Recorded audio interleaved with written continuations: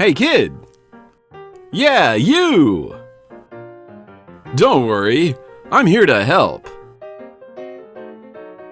Are you bored? You need the perfect movie. Wait! You can't just choose willy-nilly online. Find a good physical media collection of choice films and special features. That's right, a whole physical media selection of DVDs and Blu-ray.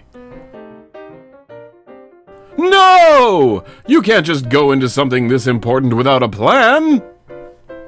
First, you'll need to master these 3 easy steps. Then, you'll have purchased your ticket to ride the train to Entertainment Town. Step 1. You need to choose the perfect theme. Step 2. Next, based on your chosen theme, contact a trusted chum for their opinion.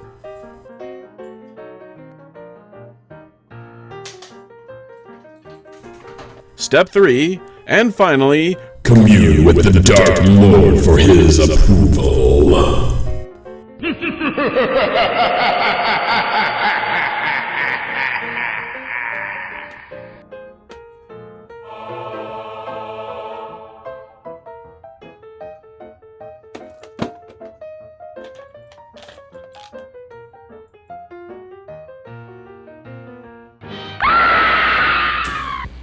Since the earliest days of movie making, the genre of the Lost World and its prehistoric denizens is one that always seems to die out, only to be rediscovered once again. From B-movies and cult films to modern blockbusters, we are the raiders of the lost genre.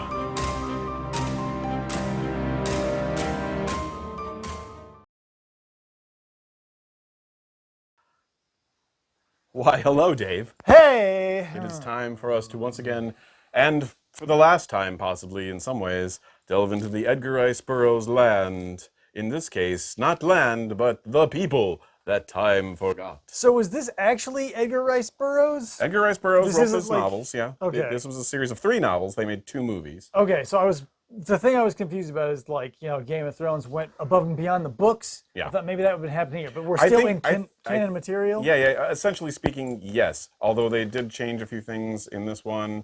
I don't know if the Asian theme that's kind of going on, I just realized there's a nice rip in my coat. There's an Asian theme going on. I have no idea if that was something that was written in. Also, Bo and Tyler, our own, Doug McClure. Oh, Doug McClure? Okay, so Doug McClure, God, I don't know where my mind is today. Okay, so Doug McClure is in this one yet again, but he only has a cameo, and I think he was a bigger character and has a different ending in the books. And I believe this movie kind of amalgamates books 2 and 3. So, here's the thing. Dinosaurs, Lost Worlds, we're here. What was your question? What's the question? That's like saying it's another turkey sandwich again for lunch.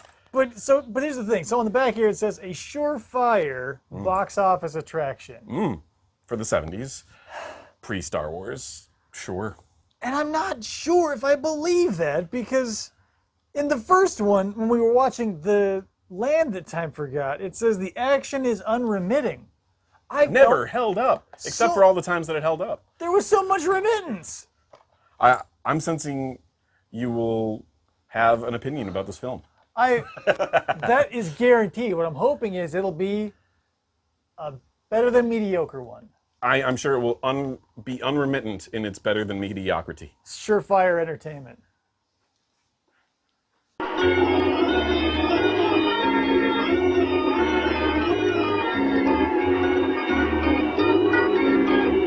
Okay, rated R. Here's 3 words you might not expect to hear together. Atkins, nacho, chips. Lutheran Pacific Railroad. So, I'm glad that even though time forgot these people, they didn't forget hair removal. Yeah, because cavemen are fun, but hairy pits and hairy legs. Yikes. To be fair, cave women are fun, but okay, you ready? I guess. I'm leaving that in. On TV and on DVD, People That Time Forgot was almost always offered as a double feature that at least tied up the cliffhanger ending of Land That Time Forgot. Not Doug McClure. But he's in it. No, you know who that is? Clug de Gore. It's Pat Wayne. No! He's actually better in this. That doesn't say much. I said better. And so it was that after a multitude of viewings, that I found that not only does this deviate heavily from the Edgar Rice Burroughs novels, the font That Time Forgot, but that Amicus had originally not even intended to make this film. Is this a miniature? No, I think this is live. Those look like tiny trees. You look like a tiny tree. Ah. Hold it. Is it all right if we get back to work now? On the meager budget of $500,000, the project forged ahead, despite Amicus Films, a former contender at dethroning Hammer's House of Horror, Studio's imminent demise. That happens so much. What? They always bring a newspaper person who is financing the damn trip. Yeah, it's almost as though all these Lost World tropes were ripped off from one author who did it first. Nevertheless, let's review this follow-up, shall we? When you want a giant or a sailor and you don't know which, so you hire that guy to be your helmsman. Lurch is dead. Boy, I'm sure glad we're going by air, Major. Oh, this is a boat, you idiot.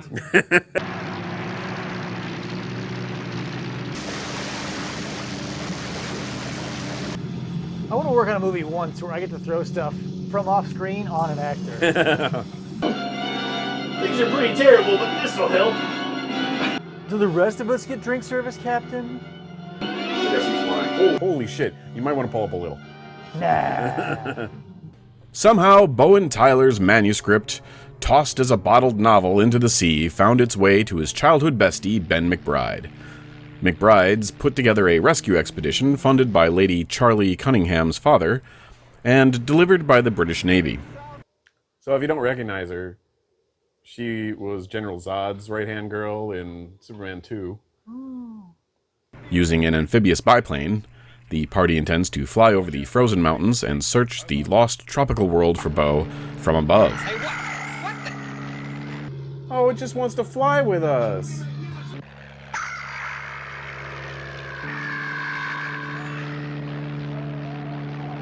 Why is it rocking back and forth? Does it have some sort of neurological disorder?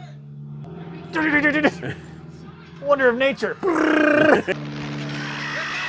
He's close. Whoever thought this sequence would be better without music was wrong. Unfortunately, the prehistoric wildlife didn't get the memo. Pterodactyls attack and damage the plane.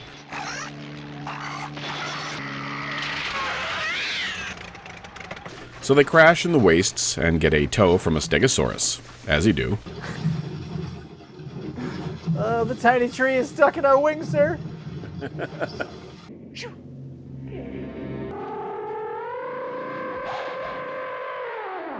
I mean, there's certain weight restrictions to an airplane, but it was a good thing that they brought 100 pounds of rope. Hey, look.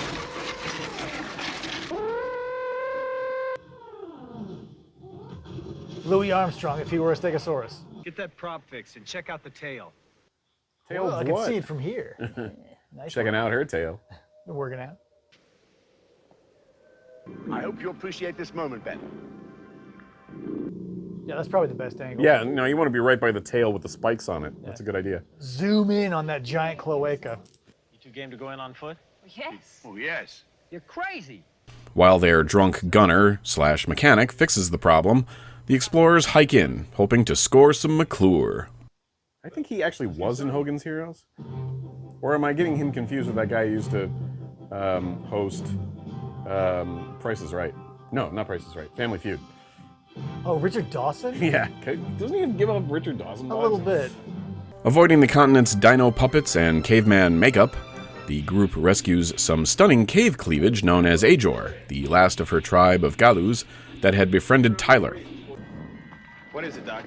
It's a Jurassic horn section. Here comes the best two things about this movie.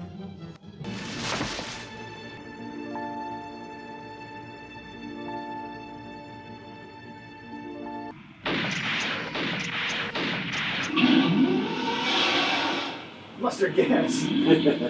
Inhale deeply. It is good for the sinuses. Oh no, that was the aromatherapy grenade. Sandalwood. Oh no, lemon scent. Through broken English, she tells them of an Iron Age tribe, the Nagas, that massacred her people and took Tyler captive. No, wait. How you squish Doug McClure? Wait, so there was room on the plane for a 8-pound photograph of Doug McClure? I don't think there's room on the plane for Doug McClure. Wholesale slaughter is no reason to turn back, of course, so onward they trudge. They massacred every Galu they could lay their hands on. Can Ajor take us to where the Nagas live? You could ask her yourself, she's right there. You tell him yes. It's a vaguely artistic shot. Yeah, you're welcome. 5 o'clock shadow isn't set until like November. Hers? God damn it, another one. Ah, God, why? Oh my God, why? You shot my string! Are you kidding me? This guy is single-handedly gonna depopulate the entire island. They're gonna come back, just a huge pile of dead pterodactyls. Oh, have you guys tried pterodactyl yet? Oh, it's so good. It's in your pocket. Oh, I took your wallet! Where are we? At the entrance to the Bandu camp. What, they abducted by Lilliputians? What up, Dalton? It's the that hippo one. It's the lizard. hippo fucking thing from At the Earth's Core. Special guest star, Hippo Lizard. Oh, coming to get you guys. I'm gonna eat you. I'm not sure she's wearing underwear. She's trying to give a one-cheek sneak. Hogan, the Polar Queen. Hogan, the Polar Queen. This one's going out to the ladies. Hogan Casey. Don't you go on off without me, you hear? Now let's slip away with the Sons of Electric Avenue. Hey, whoa, racist. Masked samurai-looking guys who somehow raised horses on a continent full of carnivorous reptiles saddle up and welcome the strangers to their charming castle. How? Welcome. Oh. That looks like a giant human skull. Hey, you guys like sushi? When I put you together, you stay together! See, this is what happens when you have a little too much of the drinky drink when you're trying to put your plane back together. Gary, your flag stuck in your helmet. Yeah. Yeah, trust the guys in armor with skulls on their banners. Yeah, they seem like welcoming flags. No, I haven't heard from the Major yet. She'll be back any day now. Yeah, I'll call you tomorrow, all right? Phone sex, do we really have the time? Hogan? Yeah. If I don't get out of here, you're gonna go bananas. Ignoring this ominous sign, McBride's crew have the gall to act surprised when they find themselves captive and due for sacrifice to the same volcano that killed everyone in the last movie. Huh, it kind of reminds me of a Frazetta painting. I wonder why. Frazetta got hit in the head with a pipe wrench before he did it. It looked like the Emperor from Mortal Kombat. Yeah. It's like a Frazetta painting. What the hell is going on here? Like the Frazetta painting just hanging as a banner in the background. Tor, no like. To my toes. Fortunately, Tyler is still there, and he helps them escape from the apparently inbred, Frazetta-thieving Bushido cannibals. I'm seeing a theme to their interior decoration. I'm not getting it yet. Oh, good news, hot yoga. Soon your bodies will feel warmth of Nakoromata's love. I mean, It's kind of an understatement, but you get the idea. why is there? There's perfectly good skulls just lying on the ground that they could be building temples out of. I've got a bone to pick with you, old chap. Oh, haha.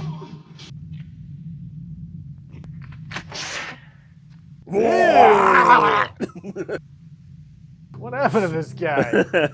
Living in a Springfield reactor? Oh, God. Have you guys seen my sword? It's really sharp. In the struggle, the Nargis chief ends up broiled, setting off the volcano. The girl bites the hand. We've seen it. Oh, Whoa! We've stumbled into the laser light Pink Floyd experience. Ben, we gotta go down here. It's the only way. Just a quick change, have a nice shower, grab a meal, and then we can run away. Here come the Muppets tonight! Iocane. I'd bet my life on it. As our heroes flee through the various lands leading back to the biplane, Tyler sacrifices himself so the others can get back in time to escape the doomed continent. The whole continent's a volcano, Dave. Oh no, I hope the entirety of the Lost World isn't lost yet again.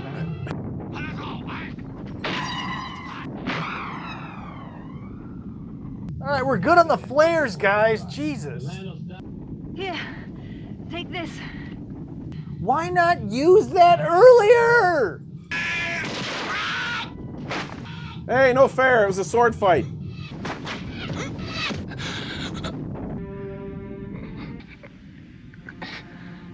I always wanted to play the hero.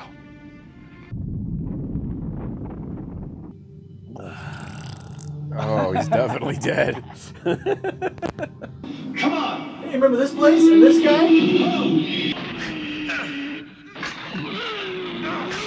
Not today, you Scootosaurus mother... You gotta admit, he's got a great smile.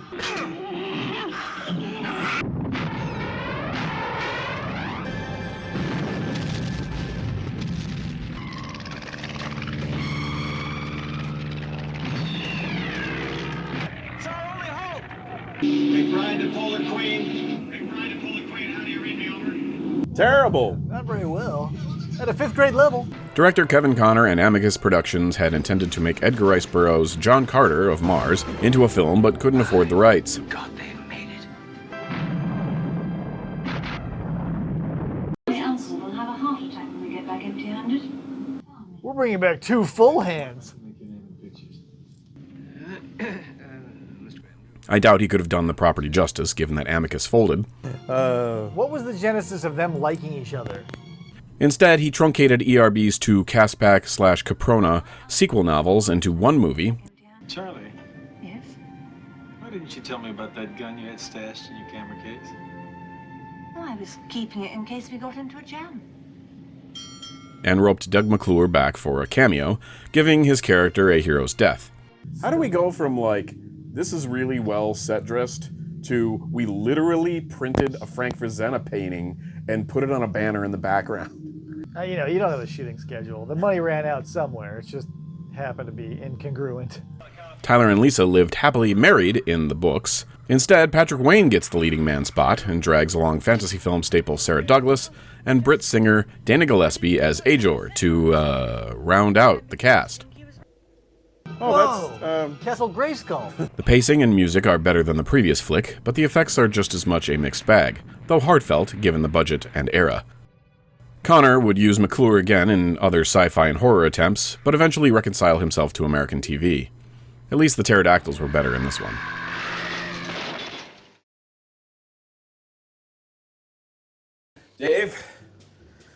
Dave, let us discuss and otherwise have a dissertation of the people that time forgot. Our sequel to The Land that time forgot. You know what? I thought it was gonna suck. All my cards on the table. I thought it was gonna be a slog, just like, what was the middle one? This is the. Oh, I see. What was the middle one? Well, okay. So we had At the Earth's Core. Yeah. Which is unrelated except for the fact that it's Edgar Rice Burroughs and Doug McClure. Yeah. And then Land That Time Forgot. Yeah. Okay. So in our Doug McClure trilogy, Right. even this is almost McClure-less. Maybe my favorite. Okay. Even more than At the Earth's Core? Okay, so that's the thing. They're neck and neck because I missed Peter Cushing. I did love his antics, but I think that Patrick Wayne, beyond all reason and logic, was pretty good. Told you. And not only that, the sets were really good. The walking wasn't obnoxious. It was there, obviously, because it's got to be there. But it wasn't obnoxious to the point where I was like I've got a slight headache and not a migraine. This movie's okay. I've only got a headache. I'm not dying. Yeah, it's like, when you drink too much the night before, you can either wake up being like, a little bit of, or you can wake up vomiting, and I'm only feeling a little like, because not a lot of stuff makes sense. But there was a ton of dinosaurs. There was even the cameo by the hippo lizard, which I appreciate. Dinosaurs. Yeah. Is that rock thing like anything real? Okay. Yes. Really? That was the closest thing to a living at one time thing. It's no ankylosaur. No. It is a Permian creature whose name escapes me, but so close to what it actually would have looked like, it blows every other animal in this thing out of the water, except for maybe the pterosaur. That's why I said it was a scutosaurus, I always thought I think. A scutosaurus? A scutosaurus. You made that up. No. Permian, it's like one of those crowned crocodiles, also adjacent. But yeah, it was a pretty close to what we see when you had like the mouth breather, those two theropods, whatever they were. I'm assuming that those are supposed to be T-Rexes, maybe Allosauruses. Yeah, who knows? I don't know. I actually don't know which. I think I actually like in Land of the Time and Forgot. I actually like the dinosaurs in that a little better, even though they're so hokey puppety. But this one had just enough variety. Yes, right? no, there's more going on in terms of dinosaurs in this, absolutely. The pterodactyls aren't as laughable by far. But what was laughable, that's why I loved it so much, was the whack-a-mole walls of the snakes. Yeah. Awesome. I mean, now that we've been watching so many of these, I'm starting to see so many repetitive things in all of them that, like, it's just somebody takes a twist on it. Like Lost World, they come upon that plant with the party favors that lick out at them, and they have to wait and then go through. And then go through. And now in this one we have the Whac-a-mole lizards. Yeah, but that happens a couple of times. Like, everybody just relax. We'll wait till this blows over, and then we'll run by. Yeah. Which, you know what? Fine, that's fine. I don't care. It wasn't bad. I would rather have them play like this game of Grandmother's Footsteps by all these giant monsters. Because obviously they weren't ever going to shoot them. There's no reason to shoot anything, apparently. No. You know, you got to hand it to this movie compared to, especially Land of Time Forgot, where it's like every time that they saw, it's like, oh, that's a magnificent specimen. And in this one, it's like, I mean, we might want to shoot cavemen, but dinosaurs, those are rare. Don't shoot those. Okay, so does it make you feel a little bit better about Land of Time Forgot as a whole, or worse? Because, and I say this partly out of the fact that, like, as a kid, I always enjoyed that this was a double feature for me. Okay. They would play them back to back, but it always bummed me out that Tyler doesn't make it. And the interesting thing is I was reading, just paging through the books, because I do have the books. I just haven't read them yet. Tyler lives. Like, everybody, like, has a happy ending in the books and gets married. And, like, some people stay behind, and some, you know, like, we should stay in, you know, Caprona, which they don't even name it in this one. Like, this is a stark contrast for me to the Land That Time It's Forgot. so different, and yet it's the same director. It's weird, isn't it? Yeah, because I don't know, but are we supposed to infer that the entire Naga's tribe is inbreeding? Or are they just deformed for some other reason? Like, because that was one of the things that bothered me. They were like sloth.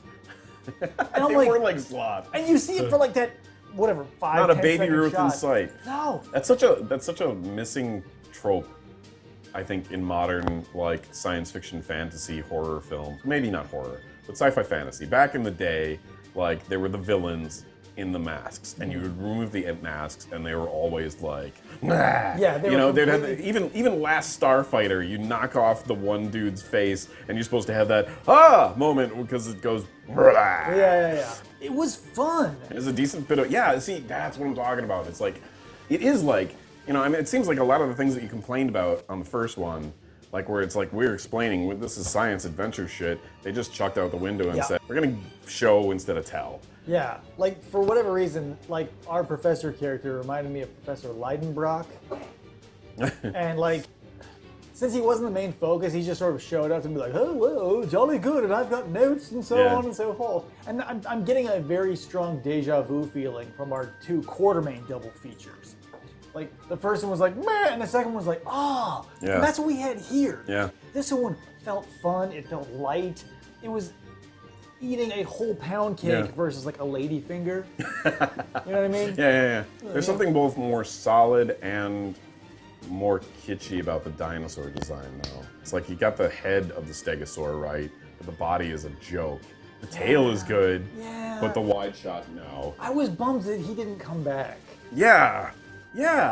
You know what? It's set up and payoff stuff like that, you know, like, that's the shitty part about small budget. It's like, yeah, well, we had this great idea of including the, you know, the stegosaur later on, but... What we could have had was like a very early precursor to like Rexy coming and eating the raptors a la Jurassic Park. We could have had a stegosaur, like the tail blast through a wall with its thagomizers and like blast a whole bunch of those samurai looking dudes away. That would have been cool. Yeah. And so there's a little missed opportunity here or there, but by and large, it was totally enjoyable. Yeah. It's definitely not as smart as Land the Time Forgot, but it is more fun. Yeah, and even the stuff that should have irritated me, like when they were talking on the radio and ignoring each other, like I'm sure that was VO done after the fact and they weren't actually hearing each other or they were supposed to. Would have been great if he like got back to the boat and then, you know, somebody was like, "Hey man, I didn't tell the others about that one radio broadcast that you put out." Anyway, it's nice talking to you. I mean, I get it. You were alone. And just like a 30-second scene where the guy working the radio pulls Hogan aside. He's like, "Hey man, are you okay?" Like, what was going on back there? He's like, I didn't tell the other guys, but what the hell, man? So yeah, I really enjoyed it. All right, cool. Despite the valleys, its peaks were high enough and frequent enough that it was like, good. Yeah. All right, cool. Okay, well, and that being said, it's time for the Hans Presents, the official sheepometer. Where does this fall on your sheepometer, Dave? For me, like, this is not even a teetering between. It's a 2. Like, it would be like so bad it's great if we had a little less walking. Yeah. Well, because I grew up with this movie, I will do the equal and opposite to you. I will give it. So it's like an 8 or a 9? No, I'll give. We lost our light again, and this time it died. I will give it. I will give it the 8. Okay. I will give it the 8. It's such a staple for me, and there's a reason for that. And even like, you know, Joel, you know, when he brought back MST3K to Netflix, he's like his wish list, his like golden idol that he wanted to ascribe to was to do these 2 movies, and he did. You know, and so glaring oversight in the first round, but yeah, I totally get it. Because, yeah. I can see that. If I had this and did have the benefit of nostalgia, it would turn it from a so bad it's good movie to a so good, no, really, you guys. Yeah, and it's pure nostalgia for me. It really is. And all that stuff in that cool old biplane shooting down pterodactyls. It's like sets were good. Yeah, and it's all so big in my head, comparatively speaking, because I grew up with this film. So yeah, it's all nostalgia. Yeah, you could hardly see the strings, like I said. There was just enough flaw there to be like, but yeah, so we're in that sweet spot. Yeah, no, it's that uncanny valley. But it was totally canny.